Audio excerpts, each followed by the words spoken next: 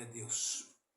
Saúdo a todos na paz do Senhor Jesus. Irmãos, vamos dar continuidade na nossa meditação na Santa Palavra de Deus.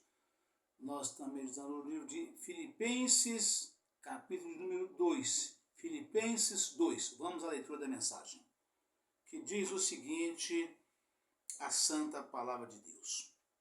Portanto, se há algum conforto em Cristo, se alguma consolação de amor, se alguma comunhão no Espírito, se alguns entranháveis afetos e compaixões, completai o meu gozo, para que sintas o mesmo, tendo o mesmo amor, o mesmo ânimo, sentindo uma mesma coisa. Nada faças por contenda ou por vanglória, mas por humildade, cada um considere os outros superiores a si mesmo. Não atente cada um para o que é propriamente seu, mas cada qual também para o que é dos outros. De sorte que haja em vós o mesmo sentimento que houve também em Cristo Jesus, que sendo em forma de Deus, não teve por usurpação ser igual a Deus, mas aniquilou-se a si mesmo, tomando forma de servo, fazendo-se semelhante aos homens, e achando na forma de homem, humilhou-se a si mesmo, sendo obediente até a morte, e morte de cruz. Pelo que também Deus o exaltou soberanamente e lhe deu um nome que é sobre todo o nome, para que ao nome de Jesus se dobre todo o joelho dos que estão nos céus e na terra e debaixo da terra, e toda língua confesse que Jesus Cristo é o Senhor, para a glória de Deus Pai. De sorte que, meus amados, assim como sempre obedecestes, não só na minha presença, mas muito mais agora na minha ausência, assim também operai a vossa salvação com temor e tremor. Porque Deus é o que opera em vós, tanto o querer como o efetuar, segundo a sua boa vontade. Fazei todas as coisas sem murmurações, sem contendas, para que sejais irrepreensíveis e sinceros, filho de Deus, inculpáveis no meio de uma geração corrompida e perversa, entre a qual resplandeceis como astros no mundo. Retendo a palavra da vida, para que no dia de Cristo possa gloriar-me de não ter corrido, nem ter trabalhado em vão. E ainda que seja oferecido por libação sobre o sacrifício e serviço da vossa fé. Folgo e me regozijo com todos vós. E vós também regozijai-vos e alegrai-vos comigo por isto mesmo. Aleluia, Pai, louvado seja Deus. Elogio de Timóteo e Epafrodito, os mensageiros de Paulo junto aos filipenses. Espero no Senhor Jesus que em breve vos mandarei Timóteo, para que também eu esteja de bom ânimo sabendo dos vossos negócios, porque a ninguém tenho de igual sentimento que sinceramente cuide do vosso estado. Porque todos buscam o que é seu e não o que é de Cristo Jesus. Mas bem sabeis qual a sua experiência e que serviu comigo no Evangelho como filho ao Pai. Aleluia, Pai, louvado seja Deus. De sorte que espero enviá-lo a vós, logo que tenha provido a meus negócios. Mas confio no Senhor, que também eu mesmo em breve irei ter convosco. Julguei com tudo necessário mandar-vos Epafrodito, meu irmão e cooperador, e companheiro nos combates, e vosso enviado para prover as minhas necessidades. Porquanto tinha muita saudade de vós todos, e estava muito angustiado de que tivesseis ouvido que ele estivera doente. E de fato esteve doente quase à morte, mas Deus se apiedou dele, e não somente dele, mas também de mim, para que eu não tivesse tristeza sobre tristeza. Por isso vou enviei mais depressa, para que vendo outra vez vos regozijeis, e eu tenha menos tristeza. Recebei-o, pois, no Senhor, com todo o gozo, e tende-o em honra, porque pela obra de Cristo chegou até bem próximo da morte, não fazendo caso da vida, para suprir para comigo a falta do vosso serviço. Amém, irmãos? Aleluia, Pai, louvado seja Deus. Irmãos, que carta extraordinária, né?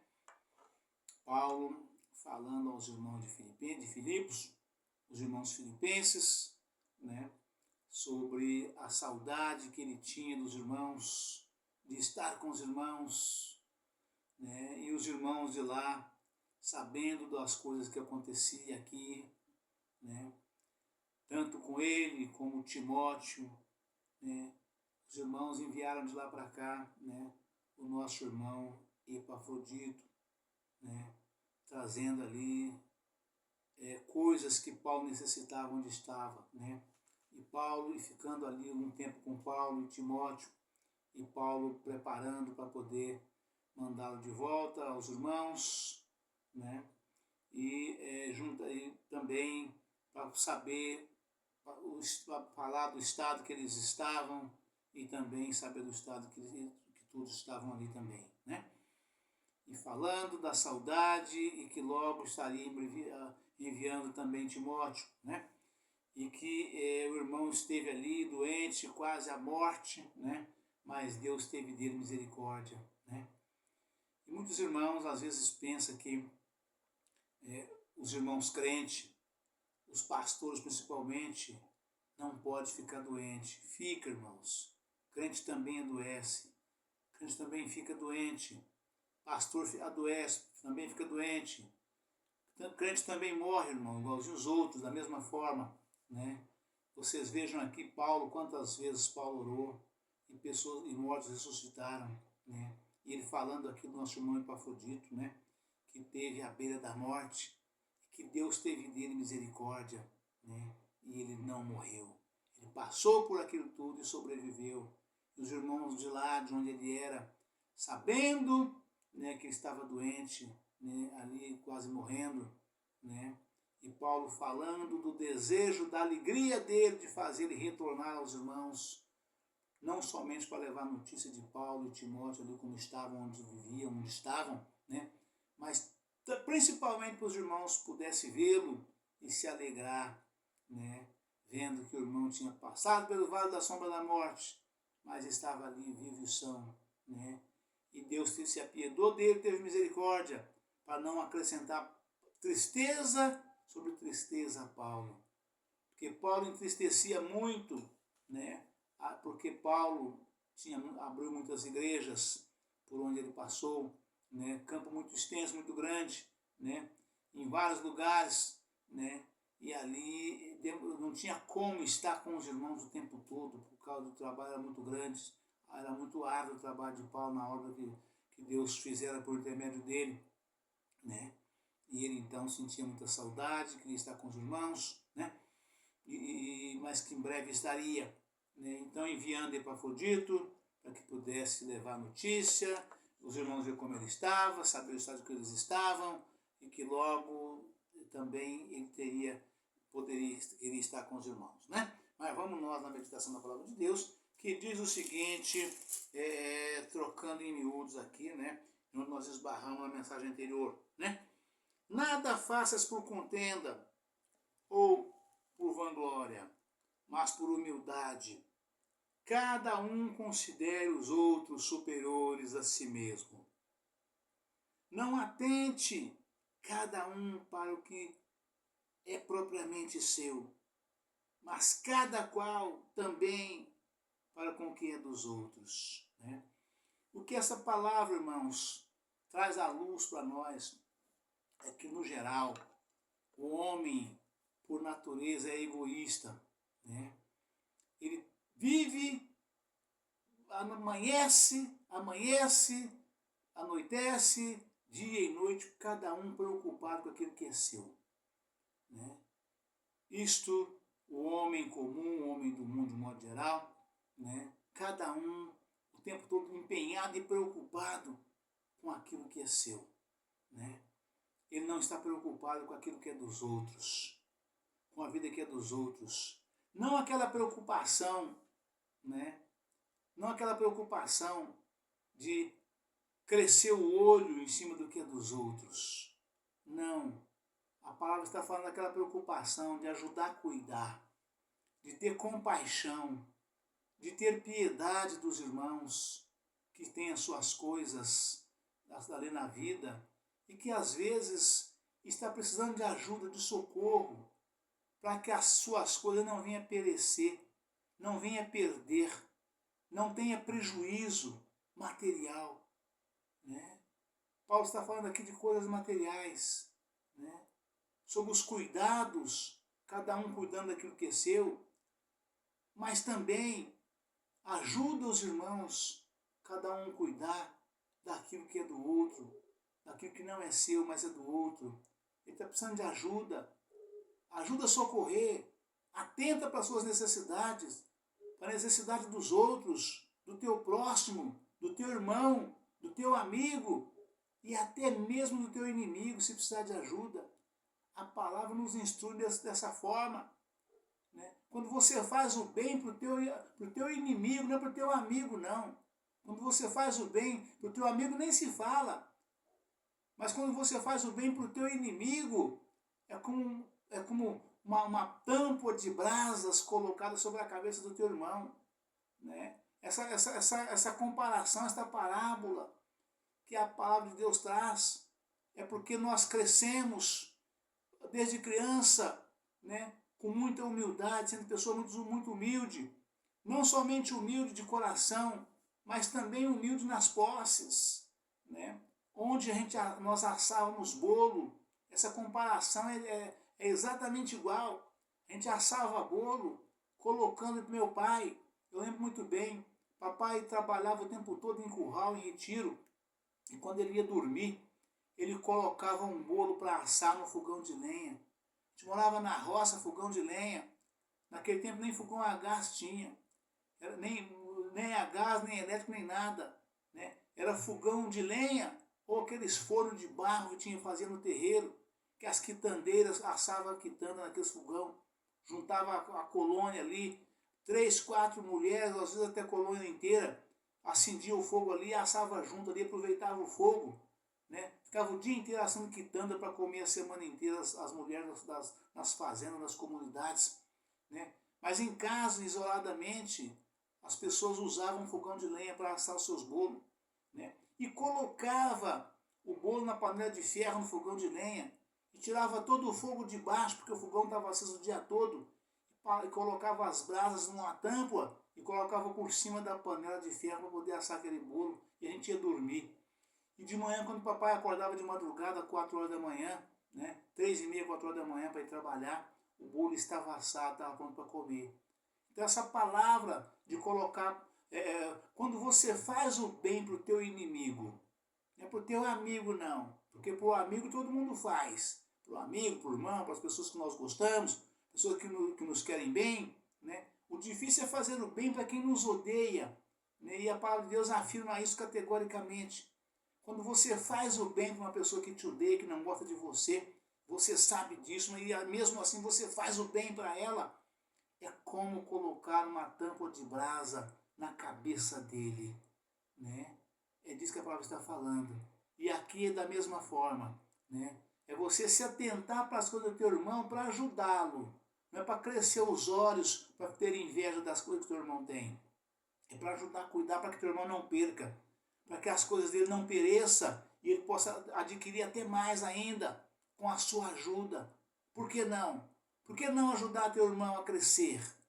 Porque é o mesmo quando você ajuda, irmãos, quando você ajuda as pessoas de um modo geral, principalmente as pessoas carentes, necessitadas, o pobre principalmente, quando você estende a mão para o pobre, você atende para as suas necessidades, quando você ajuda ele e você é ajudado de forma surpreendente, Deus cuida de você, até mais ainda do que você está fazendo para o teu próximo, para o teu irmão. É impressionante. É como o culto de agradecimento, culto de gratidão. Quando o homem, de um modo geral, por ser egoísta, ele só pede, pede, pede, pede, pede, pede, não cansa de pedir, não se farta de pedir. Passa o tempo todo pedindo para Deus, Senhor, me faz isso, Senhor, me faz aquilo, Senhor, me faz aquilo outro. E não lembra de agradecer a Deus por as coisas que vai recebendo, uma coisa de cada vez, uma coisa de cada dia, né? E a palavra de Deus nos instrui que nós precisamos agradecer, sermos gratos, mesmo nas pequenas coisas, nas coisas pequenininhas. Eu cresci, aprendi de Jesus, com o missionário Davi Miranda, que nos instruía dizendo, né? Nós precisamos agradecer. Tinha inclusive na Deus e Amor o culto de gratidão. O missionário fazia de tempo em tempo um culto de agradecimento a Deus, ou semanalmente, ou quinzenalmente, ou mensalmente, ele fazia o culto de gratidão a Deus. Era um dia de nada pedir e de somente agradecer. E ele dizia, irmãos, como Deus opera, irmãos, quando nós agradecemos.